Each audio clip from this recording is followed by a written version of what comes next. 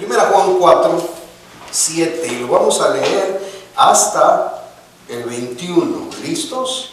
Y dice así: amados, amémonos unos a otros, porque el amor es de Dios. Todo aquel que ama es nacido de Dios y conoce a Dios. El que no ama no ha conocido a Dios, porque Dios es amor. En esto se mostró el amor de Dios para con nosotros, en que Dios envió a su Hijo unigénito al mundo para que vivamos por Él. En esto consiste el amor, no en que nosotros hayamos amado a Dios, sino en que Él nos amó a nosotros y envió a su Hijo en propiciación por nuestros pecados. Amados, si Dios nos ha amado así, debemos también nosotros amarnos unos a otros. Nadie ha visto jamás a Dios. Si nos amamos unos a otros, Dios permanece en nosotros y su amor se ha perfeccionado en nosotros. Y en esto conocemos que permanecemos en Él y Él en nosotros, en que nos ha dado de su Espíritu. Y nosotros hemos visto y testificado que el Padre ha enviado al Hijo, el Salvador del mundo. Todo aquel que confiese que Jesús es el Hijo de Dios, Dios permanece en Él y Él en Dios. Y nosotros hemos conocido y creído el amor que Dios tiene para con nosotros. Dios es amor, y el que permanece en amor, permanece en Dios y Dios en Él. En esto se ha perfeccionado el amor en nosotros, para que tengamos confianza en el día del juicio. Pues como Él es, así somos nosotros en este mundo. En el amor no hay temor, sino que el perfecto amor echa fuera el temor, porque el temor lleva en sí castigo, de donde el que teme no ha sido perfeccionado en el amor. Nosotros le amamos a Él porque Él nos amó primero. Si alguno dice yo amo a Dios y aborrece a su hermano, es mentiroso. Pues el que no ama a su hermano a quien ha visto, ¿cómo puede amar a Dios a quien no ha visto? Y nosotros tenemos este mandamiento de Él: el que ama a Dios, ame también a su hermano. Puede sentarse. El domingo pasado empezamos esta sección estableciendo que únicamente podemos encontrar la verdadera definición del amor en la palabra de Dios, y que únicamente podemos encontrar amor viniendo de Dios. El amor no viene de otra parte más que de Dios, y la manera en que Dios nos ha mostrado que nos ama es enviando a Jesús a morir por nosotros. Fueron básicamente los dos primeros puntos de nuestro mensaje. En primer lugar, ¿de dónde viene el amor? En segundo lugar, ¿cómo se demuestra ese amor? La respuesta es: ¿de dónde viene el amor? De Dios. ¿Cómo se demuestra el amor de Dios? Enviando a su Hijo a morir por nosotros. Vimos esos dos puntos. Les voy a recordar los 7 puntos de este párrafo. Puntos principales de lo que leímos ya son al principio, 1, el origen del amor. 2, la manifestación del amor. Esos ya los agotamos la semana pasada. Si usted tiene interés en ver cómo lo desarrollamos, ya en YouTube está el video, puede solicitarlo. 3, la secuencia del amor. 4, la consecuencia del amor. 5, la evidencia del amor. 6, la certeza del amor. Y 7, la consistencia del amor.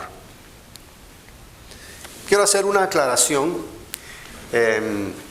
Oyendo el mensaje de la semana pasada, no lo aclaré la semana pasada, ¿verdad? Pero quiero decirle que el ser humano ama. El ser humano ama, aunque ese amor es imperfecto. Ese amor siempre está afectado por la naturaleza caída de los seres humanos. En el mensaje anterior quizá quedó la impresión de que nadie es capaz de amar en ningún sentido. Y alguno de ustedes, o alguno de los que ha escuchado el sermón, puede decir, no, pero si yo amo a mis hijos. Incluso los amaba antes de venir a Cristo. Yo amaba a mi madre con todo mi corazón antes de que yo fuera cristiano. O sea que yo sí era capaz de amar antes de ser creyente. Y estoy de acuerdo con eso. Pero la aclaración acá es un amor relativo, es un amor que no es perfecto. ¿Siempre nos portamos bien con nuestra madre? No. ¿Siempre nos portamos bien con nuestros hijos? No, no somos perfectos. No somos perfectos. Pero la capacidad de amar y de dar todo sin interés, como decía nuestro hermano Antonio al principio, la capacidad de dar ese amor sin reservas, y ese amor que Dios da viene después del nuevo nacimiento. Y el apóstol Juan aquí tiene una tarea muy ardua al tratar de convencer a sus hermanos en las iglesias antiguas a que amen, a que amen. Juan quiere que sus lectores también identifiquen a los falsos cristianos a través de estos conceptos. Muy probablemente en las iglesias a las que Juan estaba escribiendo había personas equivocadas, confundiendo a muchos en el siguiente aspecto. Ellos decían que habían podido ganarse el amor de Dios porque ellos habían tomado la decisión por ellos mismos de buscarle y de amarle. Esto, según lo que dice la Biblia, es orgullo religioso, es altanería, es falta de conocimiento, es erróneo. Juan va a pronunciar una de las frases más importantes de este libro a continuación para que todos sepan el orden en que el amor aparece. Y ahí es donde vamos a pasar a nuestro primer punto de hoy, pero el punto número 3 de esta sección. El círculo del amor empieza en Dios. ¿Cuál es la secuencia? ¿Qué es lo que ocurre primero? ¿Qué fue el primero, el huevo o la gallina? Los que no conocen la palabra de Dios se quedan patinando. Pero los que conocemos la palabra de Dios sabemos que Dios hizo, lo primero que Dios hizo fue los animales, no los huevos. Pero hay otra pregunta muy interesante. ¿Quién buscó primero a quién? ¿Usted buscó a Dios o Dios lo buscó a usted? Juan responde esto directamente, implícitamente. Versículo 10, vamos a leerlo otra vez. En esto consiste el amor. Aquí está el principio, esta es la clave, este es el meollo del asunto, aquí está el mero ajo. En esto consiste el amor, no en que nosotros hayamos amado a Dios, sino en que Él nos amó a nosotros y envió a su Hijo en propiciación por nuestros pecados. Juan siempre quiere juntar, siempre quiere ligar el amor de Dios con el sacrificio de Cristo. Cuando Dios decidió que Cristo Jesús iba a morir por nosotros, hermano, ustedes y yo y Juan y sus discípulos en aquel tiempo todavía no existíamos. Fue una decisión que Él tomó en sí mismo antes de la fundación del mundo. El libro de Apocalipsis incluso dice que el Cordero fue sacrificado antes de la creación, antes de que el mundo fuese. Entonces, si este es un plan hecho previamente, siglos de siglos, en la eternidad pasada, ¿usted cree que nosotros influimos? Vamos a ir viendo algunos textos acá para ver cuál es la secuencia del amor. Y fíjense que no es algo implícito de lo que haya que sacar derivaciones y sacar ideas y conclusiones quizá jaladas. Esto es explícito. Vuélvalo a leer. En esto consiste el amor, no en que nosotros hayamos amado a Dios, sino en que Él nos amó a nosotros y envió a su Hijo en propiciación por nuestros pecados. ¿De qué manera Dios manifiesta su amor? En que aún siendo pecadores, Cristo murió por nosotros. Para algunos es nuevo esto, porque la idea es, busca a Dios y entonces Dios te va a aceptar. Esa es la idea. Y los seres humanos en general han pensado así durante toda la historia. Ellos quieren, nosotros, los seres humanos, quieren encontrar a la deidad, quieren encontrar a la divinidad, y quieren agradar a su Dios, cualquiera que éste sea en su mente, haciendo buenas cosas. No es una mala intención, no es una mala intención, pero la Biblia dice que esto es inútil. Tratar de agradar a Dios con nuestras buenas obras. Hermano pastor, entonces, ¿qué? ¿No me porto bien? ¿La dejo así, nada más, lo que salga en mi vida? ¿Y no me porto bien? No es a eso lo que vamos. Estamos hablando de una iniciativa del ser humano tal y como Dios la quiere. Porque al fin y al cabo, si usted mira a través de todas las civilizaciones, las culturas, ellos trataron de hacer sus propios dioses a su gusto y antojo. Algunos con mejor intención que otros, pero al fin y al cabo, los dioses tienen características que el hombre les ha querido dar. Y por eso es que Dios en el Antiguo Testamento le dice a su pueblo Israel: por favor, yo no soy como ustedes piensan, no hagan imagen, no se estén figurando nada, porque yo no soy como nada de lo que existe. Yo estoy fuera de incluso de tu imaginación. Deja que yo en mi palabra te describa quién soy y adórame tal cual soy según mi palabra y no según tu creatividad o tu imaginación de lo que yo soy. No te hagas ninguna figura, porque yo no soy como un madero, yo no soy como un metal, yo no soy como un yeso o como cera, yo no soy así. ¿Quién te dijo que yo soy así? Yo soy el que soy. Y es necesario que me adores en espíritu y en verdad. Pero hermanos, el verdadero concepto de quién es Dios está en la Biblia. Si usted va a los libros de las culturas antiguas, se va a encontrar con cada Dios diferente. El hombre por sí solo no puede sacar una conclusión correcta de Dios, porque entre más trata, más se aleja de Él.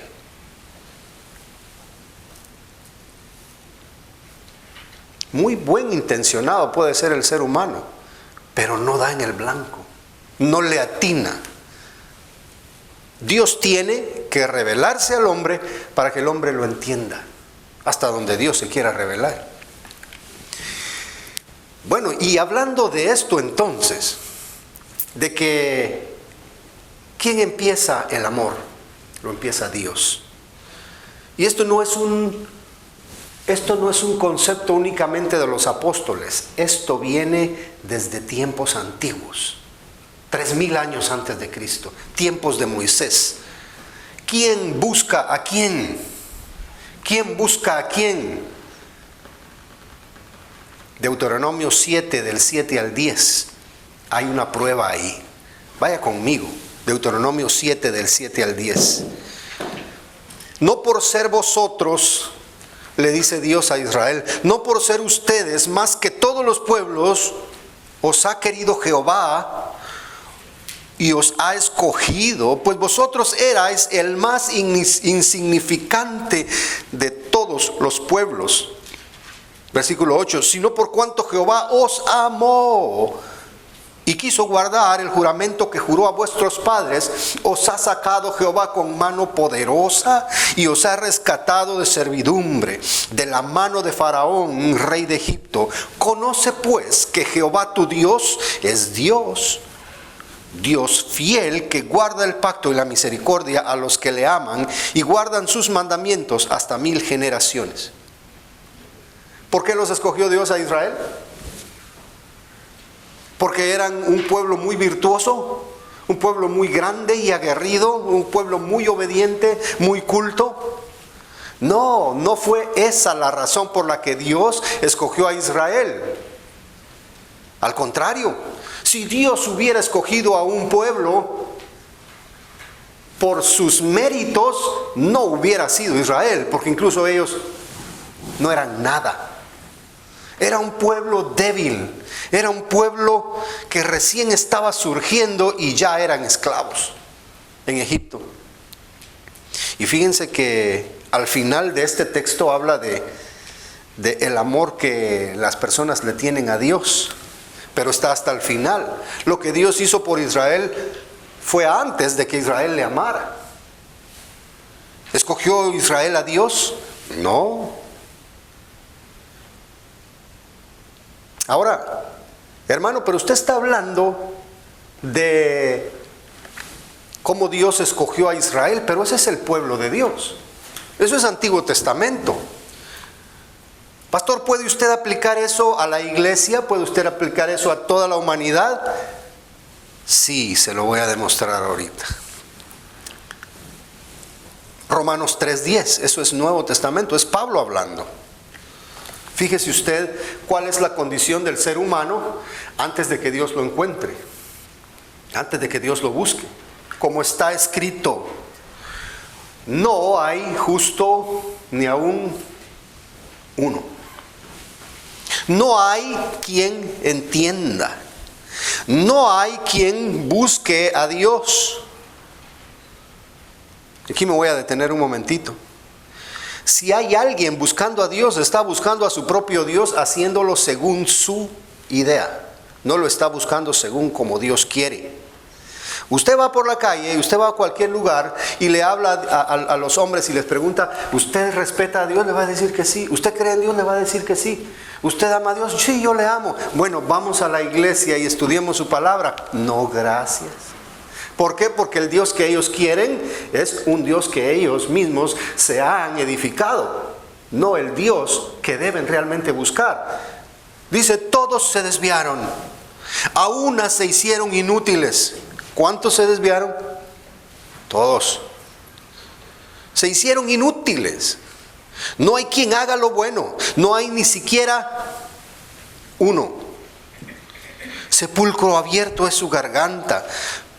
Con su lengua engañan, veneno de áspides, o sea, serpientes, hay debajo de sus labios. Su boca está llena de maldición y amargura. Sus pies se apresuran a derramar sangre. Quebranto y desventura hay en sus caminos. Y no conocieron camino de la paz. No hay temor de Dios delante de sus ojos. Cuando Pablo está hablando acá, está citando el Antiguo Testamento también. Fíjense lo que Dios dice de la raza humana. Los judíos y los no judíos le fallaron a Dios rotundamente. Ninguno fue aprobado.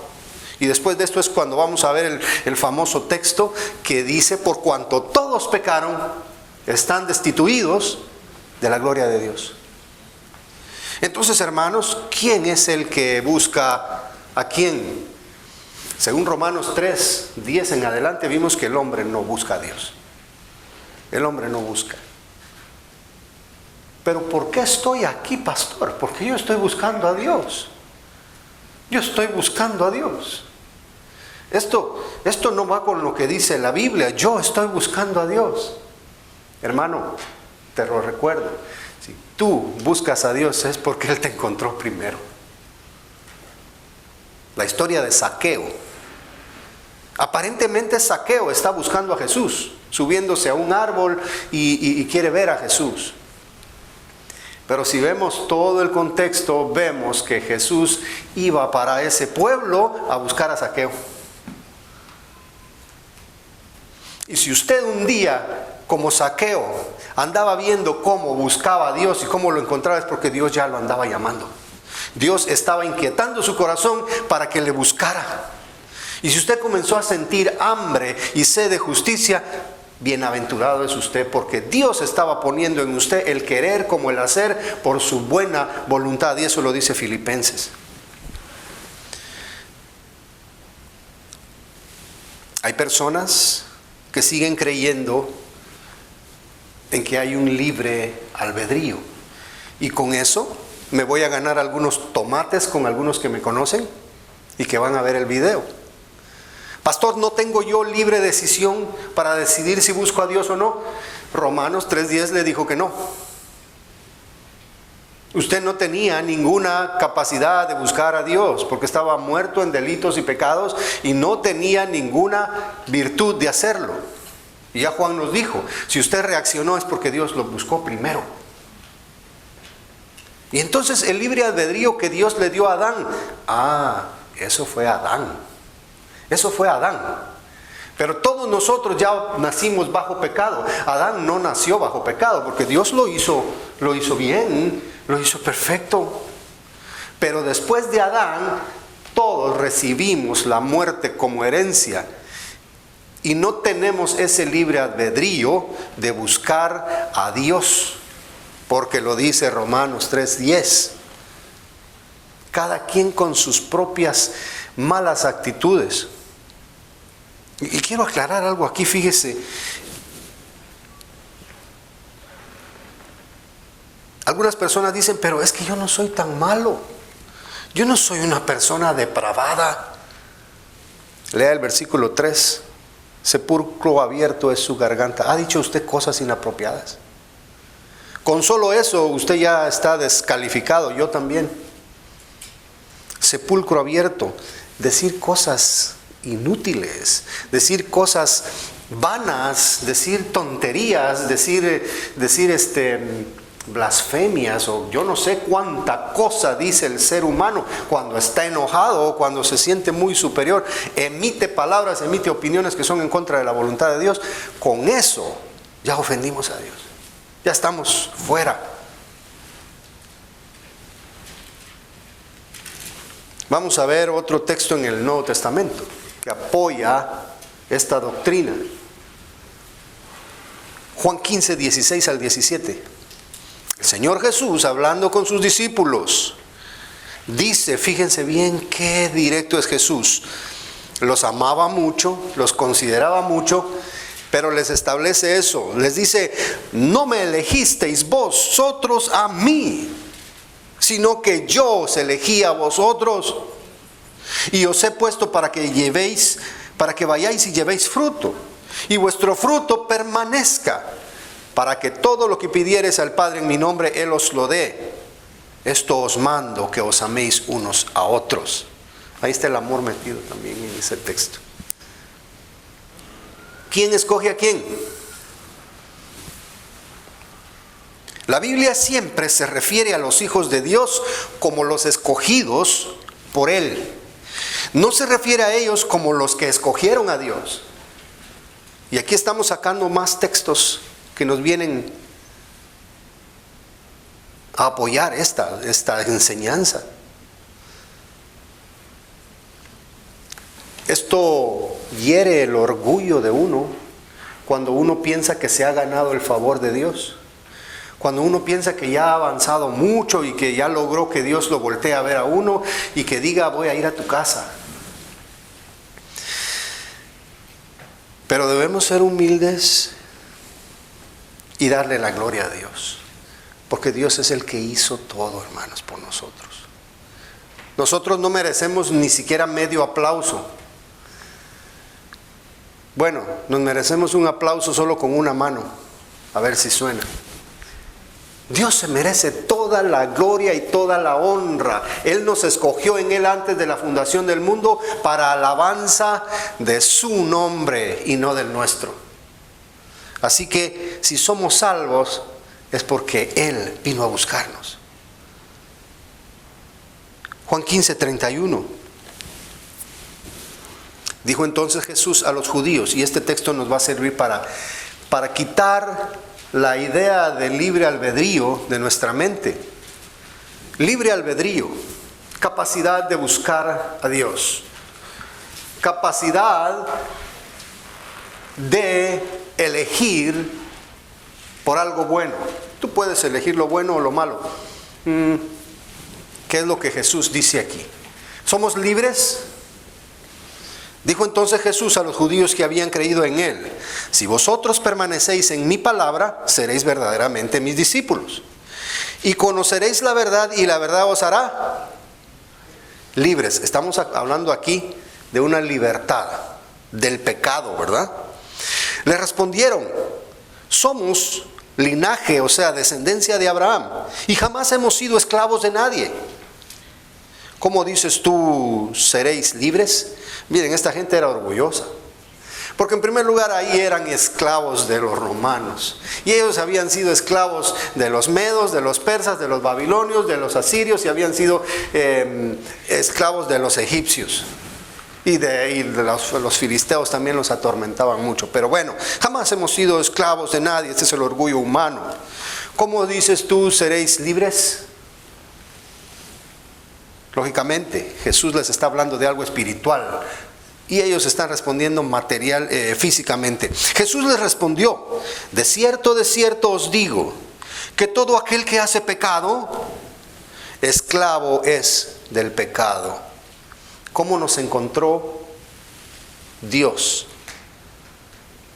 ¿Libres de pecado?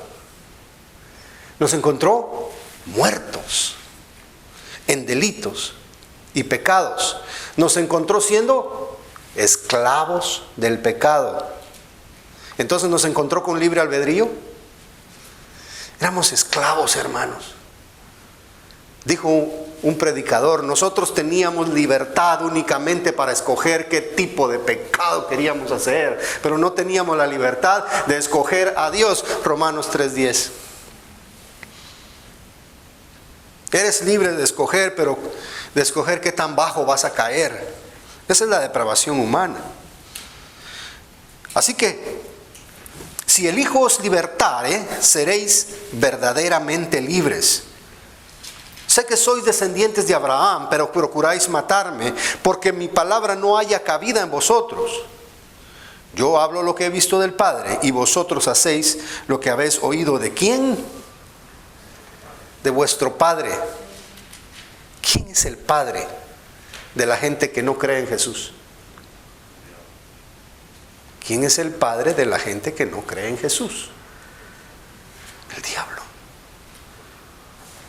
Simple, sencillo, triste y lamentable. Éramos hijos del diablo. O sea que teníamos libre albedrío.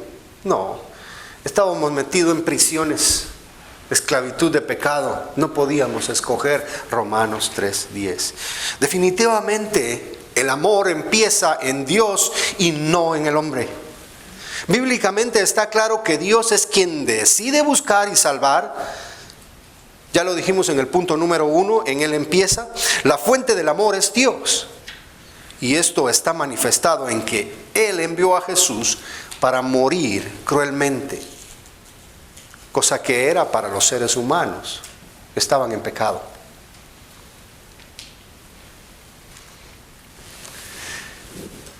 ¿Sigue creyendo usted que tiene la capacidad de buscar a Dios antes de que Dios le encuentre a usted? Hermano, esto es algo que nos pone a nosotros de rodillas, con el rostro en tierra, con humildad. Cada vez que nos acercamos a Dios, debemos ir con humildad, sabiendo que Él nos encontró mal. Él nos encontró perdidos. Él nos encontró en una situación lamentable donde no teníamos ni siquiera la habilidad de pensar como Dios quiere, mucho menos decidir por Él. Alabe a Dios, adórele, agradézcale y dígale: Señor, gracias porque te dignaste venir a mí cuando yo no te buscaba, cuando yo no te quería, cuando yo no te creía. Porque un día en mi existencia me despertaste y encendiste la luz de mi entendimiento y pude comenzar a comprender y a creer. Hoy somos para alabanza de su gloria, hermanos.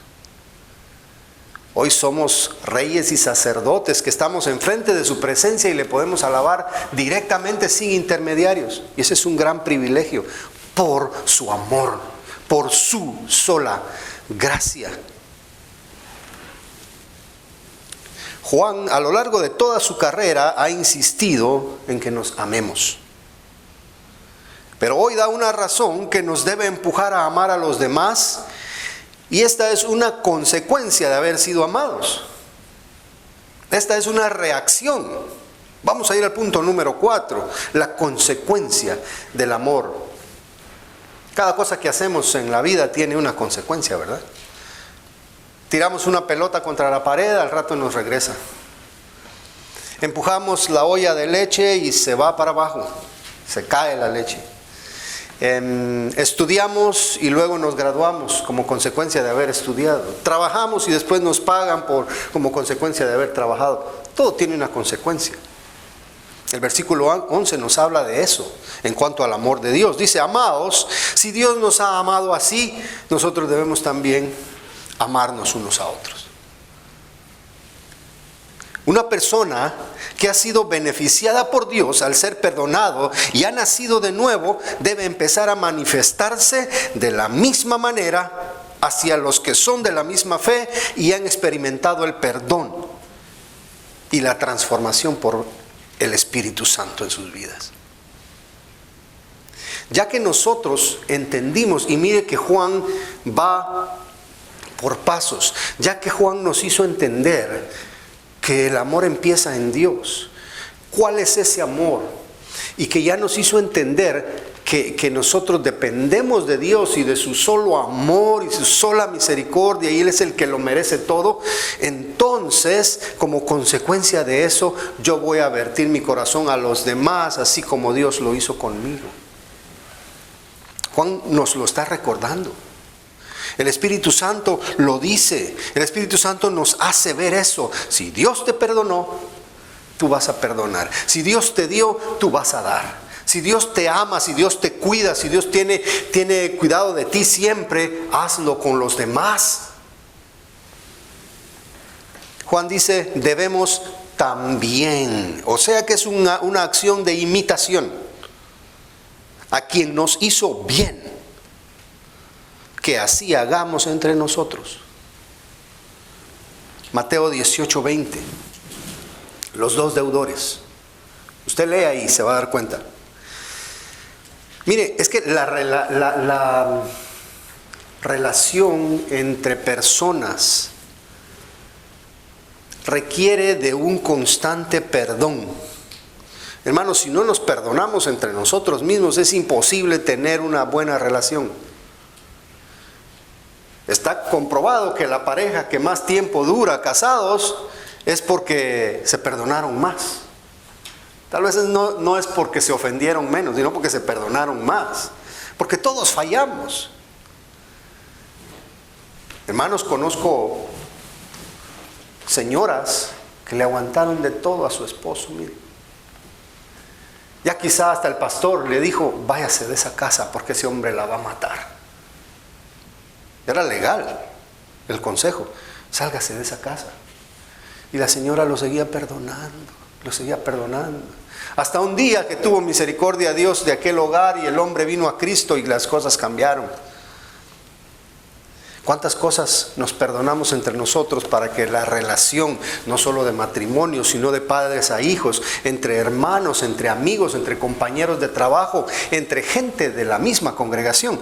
¿Cuántas veces practicamos el amor? De eso depende de que nuestras relaciones sean buenas, sean duraderas, maduras. Mateo 18:20, los dos deudores. Un hombre le debía al rey. Era siervo del rey, le debía mucho dinero, y vino el rey y le pidió cobrado su dinero: págame.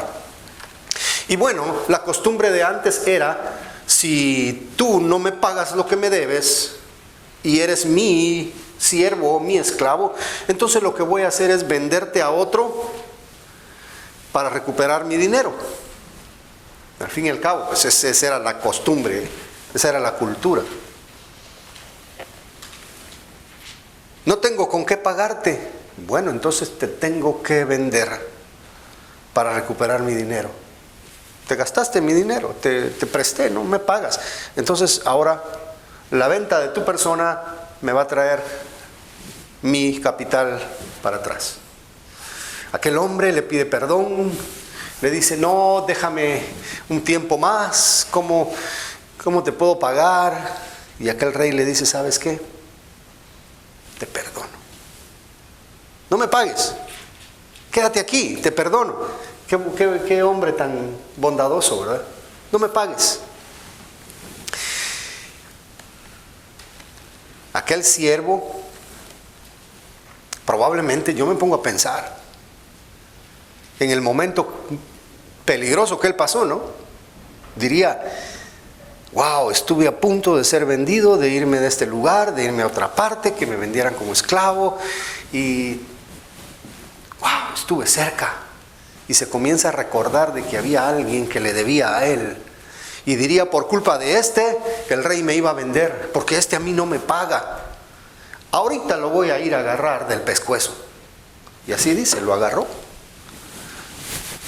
¿Por qué no me pagas? Quizá le dice, por tu culpa, mira lo que yo estaba a punto de pasar. Págame. Y mientras lo está ahí ahorcando, sus compañeros se dan cuenta de su actitud y le fueron a contar al rey. Y el rey viene y le dice, no, yo ya te había perdonado, ¿por qué no lo perdonas tú a él también? Parecía lógico zarandearlo, ¿verdad? Para sacarle un poco de dinero. Pero si este hombre fue beneficiado con el amor del rey, con la consideración del rey, no es justo pensar en que yo voy a liberar a otro de la deuda que me tiene. Y esto Jesús lo aplica a nuestras vidas como creyentes. Si Dios un día nos perdonó todos los pecados, es bíblico, perdonó todos los pecados pasados, presentes y futuros. Están perdonados, saldados en la cruz. Si Dios me perdonó todas las barbaridades, como dijo el pastor Washer, dale gracias a Dios que tu vecino no sabe lo que estás pensando, porque si no dejaría de ser tu amigo. Porque a veces se ocurren cada cosa por la mente, hermanos. Y mire, todas esas cosas Dios ya nos las perdonó. Todos nuestros pecados, lo que dijimos, lo que no dijimos, lo que pensamos, lo que hicimos, todo ese cúmulo, como el peregrino, toda esa mochila de pecados, Dios nos la quitó. Dios espera de nosotros lo mismo para con nuestro prójimo, principalmente para con nuestros hermanos de la iglesia. Perdonarles, que nos ofendan constantemente. ¿Cuántas veces hay que perdonar al día? 70 veces 7, 100. ¿Son cuántas? Todas. Aquel niño que le dice a su papá, préstame tu calculadora, multiplicó 70 por 7, ¿cuánto da? 490 son, ¿verdad? 490, es que mi hermano ya lleva 300, se las estoy apuntando. Y se terminó el día y le dice el papá, mañana tienes que hacerle reset a eso.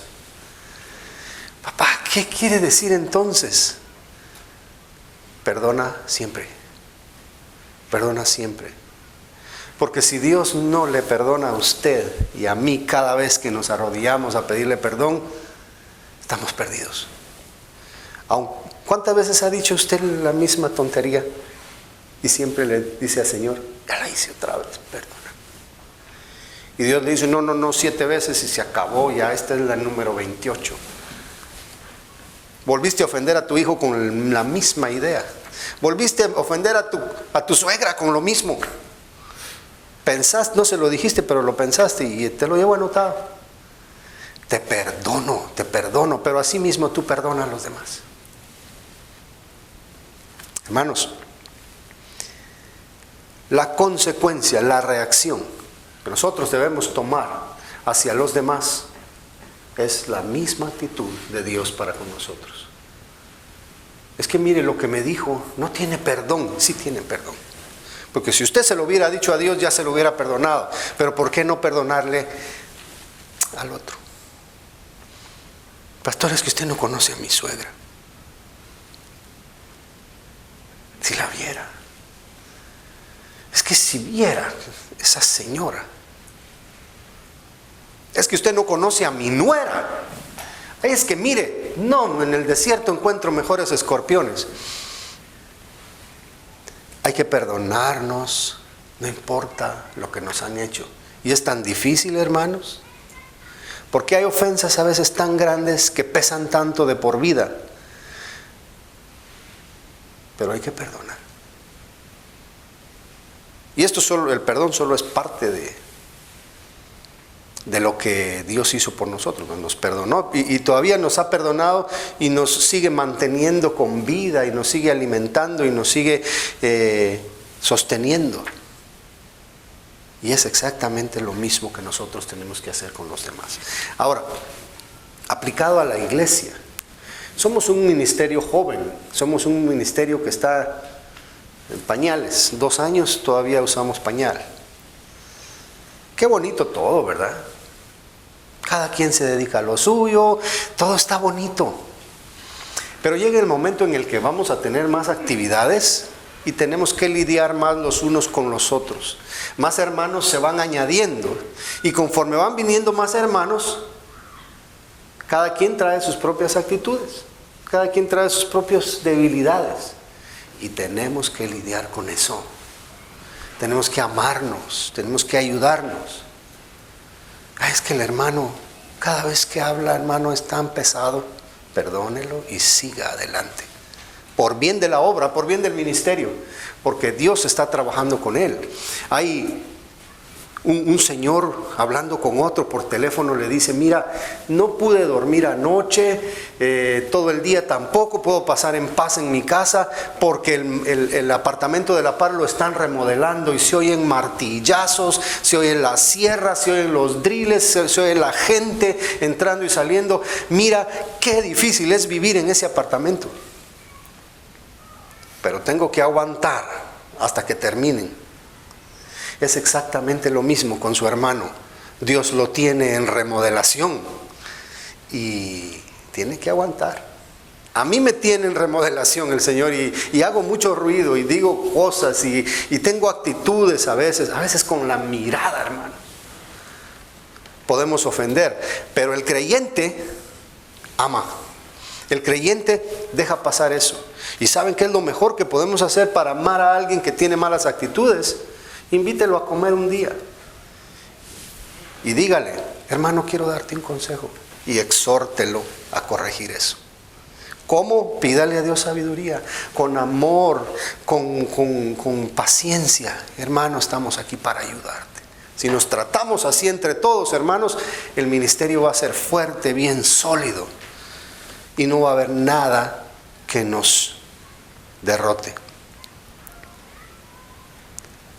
Dios nos dice en su palabra que le debemos copiar a Él porque Él es nuestro Padre. Y según su amor, nosotros vamos a actuar. Ahora el versículo 13 continúa: en esto conocemos. Y es una expresión que Juan está utilizando siempre: en esto conocemos. O sea, esta es la evidencia, esta es la forma en que nos damos cuenta que permanecemos en Él y Él en nosotros. La palabra permanencia en 1 Juan es clave. Permanencia, estar, seguir, continuar. Aquí en 1 Juan es donde encontramos el famoso texto: se fueron de nosotros porque no eran de nosotros, ¿verdad?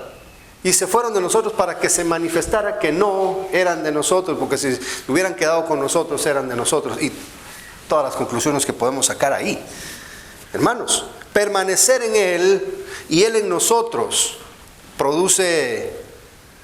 es producido por algo, y es la presencia del Espíritu Santo en la vida de la persona. Todo ser humano que ha sido encontrado por Dios y ha sido perdonado, inmediatamente se le deposita el Espíritu Santo en su corazón, y el Espíritu Santo le va a gobernar de por vida. El Espíritu Santo le va a hacer madurar, digamos, santificación práctica o progresiva. El Espíritu Santo le va a hacer creer en Cristo siempre, todos los días. Puede que alguien venga, le dé una teoría, que le dé otra hipótesis, que le traiga conjeturas, que le contradiga y que le diga de todo, pero el Espíritu Santo le va a mantener en confianza y le va a mantener la fe. 1 Pedro 1:5. El Espíritu Santo se encarga de que usted conserve su fe. Eso se llama la preservación de los santos.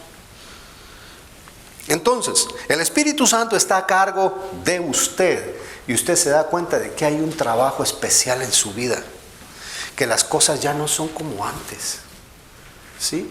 De que usted ya no reacciona igual que antes, tal vez un poquito parecido, pero está de alguna manera mejorando. Dicen algunas personas, si usted me hubiera conocido, yo era otra persona, y tiene razón. Porque de manera que si alguno está en Cristo, nueva criatura es. Las cosas viejas pasaron y aquí todas son hechas nuevas. Y es que el Espíritu Santo efectúa una purificación en el corazón. Y el Espíritu Santo se queda ahí trabajando siempre. Y ahí se cumple la promesa del Señor. Nunca te dejaré ni te desampararé. Ahí está el Espíritu Santo siempre, hermano, ayudando, preservando, haciendo que perseveremos. O sea que Juan nos dice que vamos a asegurarnos de que somos reales cristianos cuando vemos en nosotros que nuestra vida va avanzando hacia una conducta digna de ser llamado cristiano. ¿Cómo va la vida del justo? ¿En atardecer? ¿Cada día se le va apagando más la luz? No. ¿Cómo es la senda del justo? Como la luz de la aurora, en aumento, hasta que el día es perfecto, hasta que el sol quema en todo su esplendor. Así es el cristiano. El cristiano debe ir cada vez mejor, cada vez mejor. Si usted siente que está peor, haga un alto en el camino y diga, Señor, esto no es de mí. Yo tendría que estar superándome a través de los problemas. Estas pruebas a mí me deberían de estar madurando. Hermano, ¿está usted madurando en el sentido del amor? ¿Está usted imitando a su Padre Dios? ¿Es evidente para los demás que usted ama tal y como Dios le amó a usted? ¿Le agradece usted por haberle amado tanto? Pues la forma de agradecerle a Él es brindarle amor a los demás. Al fin y al cabo, Juan dice, amados. ¿Por qué? Porque en primer lugar fueron amados por Dios. Y en segundo lugar, somos amados entre nosotros mismos. Es un amor mutuo. El Espíritu Santo salvándole, santificándole. El Espíritu Santo haciéndole a usted amar a los demás. Y es un círculo vicioso en el que cada vez nos amamos más. Eso debería de ser la iglesia. Eso es la iglesia. Yo, hermano, quiero amarle, animarle y exhortarle a que empiece a dar a otros mucho más amor. En estos tiempos, por estos lugares donde cada quien busca por su propia conveniencia. Es que si yo no hago lo que tengo que hacer, ¿quién lo va a hacer por mí? Yo tengo que levantarme a las 4 de la mañana y acostarme a las 11 de la noche para que me salgan mis biles, para que yo pueda pagar lo que tengo que pagar. Hermano, tengo demasiados compromisos. Si yo no hago esto, nadie lo va a hacer por mí. Así que me aguanten hasta que termine esto unos 40 años. ¿Cuándo nos vamos a ocupar de los demás? ¿Cuándo vamos a tener tiempo para los demás? Como me decían un día que yo estaba haciendo jardinería en agosto, afuera, sudando, más que testigo falso. Sudando a chorros, cansado, yo que estaba acostumbrado a trabajar en la computadora. Llega un amigo mexicano y con un mexicanismo me hizo ver la realidad. Me mira así, con la pala en la mano, y me dice, no te querías. A eso nos venimos aquí a los Estados Unidos, a echarle ganas, día y noche, a gastarnos la mente, el cuerpo, el espíritu, a velar por lo material nomás, y nos olvidamos de nuestra espiritualidad y nos olvidamos de los demás. y que cada quien se tape hasta donde le dé la cobija. Esa no es la verdadera forma de ver la vida cristiana. El cristiano hace un alto en el camino, analiza cómo está viviendo y corrige para poder vivir a la luz de las Escrituras, de cómo es que Dios nos manda. Si mi vida está solo enfocada en mí, si mi vida está solamente subrayando mis intereses, hoy como cristianos Dios nos llama la atención a que lo consideremos otra vez. Si mis planes, si mi schedule solamente me beneficia a mí, Dios te dice, ten cuidado, porque esa no es la forma cristiana de vivir. Ama. Dedícate a los demás. Dedícale un tiempo a una persona cada día. Que se te haga costumbre. Orar por alguien y darle algo a alguien. Eso es lo que Dios busca de nosotros, para que seamos como nuestro Padre que está en los cielos. Hay que amar, aunque demande de mí un esfuerzo, aunque demande de mi tiempo, mi dinero, mi paciencia. ¿Y por qué digo tiempo al principio, hermano? Porque yo gano 60 a la hora y platicar contigo 15 minutos, ¿cuánto me va a costar? Yo no tengo tiempo, mándame un texto. No tengo tiempo para ti. Que Dios no nos encuentre pensando así.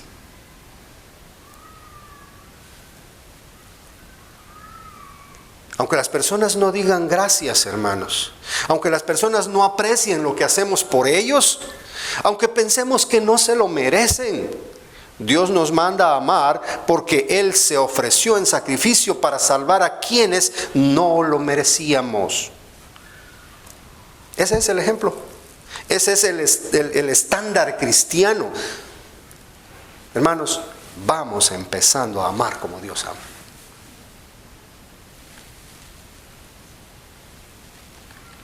Tenemos el quinto punto para la próxima semana.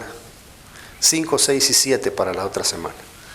¿Cuál es el punto que vamos a ver? La evidencia del amor. Después vamos a ver la certeza del amor y la consistencia del amor. Y para interesarlos más y que no se me vayan a ir de vacaciones la otra semana. Por cierto, yo sí me voy de vacaciones un día de estos. Ya les voy a pasar la fecha. Son 2 semanas nomás, pero vamos a ver, para que la próxima semana nos veamos con interés y vengan contentos a ver de qué se trata. La evidencia del amor. Hay una forma de manifestarle el amor a los demás que es quizá la más grande de todas, y esto es compartir el Evangelio. Es lo primordial, es la prioridad. Claro, tenemos que ayudar en todos los aspectos, pero el hecho de presentar el Evangelio a las personas es lo mejor que podemos hacer con ellas. ¿Para qué? Para que tengan vida eterna, y es el regalo más grande que ellos pueden tener. Así que nuestra preocupación por ellos, esa es la evidencia. El cristiano evangeliza, el cristiano comparte, eso es evidente en él cuando tiene amor. El otro punto es la certeza del amor. ¿Cómo podemos estar seguros de que vamos al cielo? ¿Cómo podemos estar seguros de que el amor de Dios está en nosotros? Es que tenemos una confianza que el Espíritu Santo nos está dando. Por eso lo mencionó en versículos anteriores. El Espíritu Santo le habla a usted y le da una certeza. Y usted tiene paz, usted tiene tranquilidad. Y el último punto va a ser la consistencia del amor. ¿Qué quiere decir consistencia? Que todo está ajustado, haciendo fuerza hacia el mismo punto. Consistencia es aquello que en sí no se contradice. En cuanto a la vida cristiana, el que es consistente dice que ama y ama. El que es consistente en su vida cristiana ama a Dios, alaba a Dios, bendice a Dios, pero también bendice a su hermano. Y ahí vamos a ver que muchas veces nosotros podemos contradecirnos y ser inconsistentes en nuestra forma de vivir como creyentes, porque decimos una cosa y hacemos otra. Eso lo vamos a dejar para el próximo domingo. ¿Fue usted bendecido esta mañana? ¿Fue usted motivado? Póngase de pie.